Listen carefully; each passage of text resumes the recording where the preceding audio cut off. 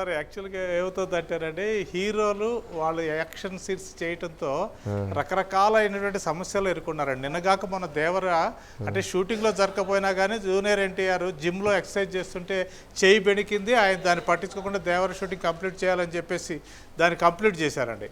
దానివల్ల ఏమైందంటే 2 వారాలు రెస్ట్ తీసుకోమని చెప్పడం వల్ల ఆ తర్వాత ఆయన చేయాల్సినటువంటి first Hindi cinema war 2 schedule అంతా కూడాను చిన్నాభిన్నం అయిపోయిందండి. ఇప్పుడు రవితేజ విషయంలో కూడాను ఆయన ప్రస్తుతం ఆయన 75వ సినిమా చేస్తున్నారు. అది సంక్రాంతికి రిలీజ్ కావాలి. చాలా హెక్టిక్ యాక్షన్ పార్ట్ తీస్తున్నారండి. ఆ సమయంలో షూటింగ్లోనే ఈయనకైతే షూటింగ్లోనే ఆ చేతికి దెబ్బ తగిలితే ఆయన దాన్ని పట్టించుకోకుండా దాన్ని కంప్లీట్ చేద్దాం ఎలాగైనా అని చెప్పి చేయటం వల్ల అది తీవ్ర రూపం దాల్చి ఆయన హాస్పిటలైజ్డ్ అవ్వాల్సి వచ్చింది. ఆ ఎడమ చేతికి నిన్న యశోదాలో కూడా సర్జరీ చేశారు. అది సక్సెస్ఫుల్గా పూర్తయింది అని చెప్తున్నారండి. ఇక్కడ ఇంకొక కొసమెరుపు ఏంటంటే ఇప్పుడు ఒక పిక్చర్ అండి, అది విపరీతంగా సోషల్ మీడియాలో వైరల్ అవుతుందండి. అంటే ఆయన చేతి నుంచి ఫుల్ రక్తం కారి ఆయన మొత్తం అన్ని టెస్టులు చేసి అంటే ఒక సర్జరీ చేసే ముందు ఎలాంటి ప్రికాషనరీస్ తీసుకుంటారో అలాంటి పిక్చర్ వైరల్ అవుతుందండి.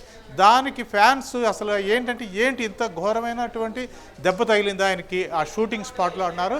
కానీ నిర్మాతలు సితార్ ఎంటర్టైన్మెంట్స్ వాళ్ళు కానీ లేకపోతే రవితేజకు సంబంధించిన వాళ్ళు కానీ ఈ విషయంలో ఆ పిక్చర్ ఏదైతే ఇప్పుడు సర్క్యులేట్లో ఉంది మీడియాలో వైరల్ అవుతున్నటువంటి ఫోటో ఏదైతే ఉందో అది పాత ఫోటో అని కొందరు చెప్తున్నారు. కానీ నిజాలు మాత్రం ఇప్పటిదాకా ఇంకా బయటికి రాలేదండి. అంటే రవితేజ టీం ఎప్పుడైతే వాళ్ళంతటా వాళ్ళే ఇలా ఆపరేషన్ అయ్యింది, సక్సెస్ఫుల్ అయింది, 6 వారాలు రెస్ట్ తీసుకోమన్నారు అని చెప్పిన వాళ్ళు ఈ విషయంలో కూడా ఒక క్లారిటీ అనేది ఇస్తే ఫ్యాన్స్ కాస్త స్థిమితంగా ఉంటారు, ఆందోళన చెందరండి. సరే కారణాలు ఏమైనట్టు కానీ ఇటు నిర్మాతలు మాట్లాడటం లేదు, రవితేజ టీం కూడా మాట్లాడటం లేదు.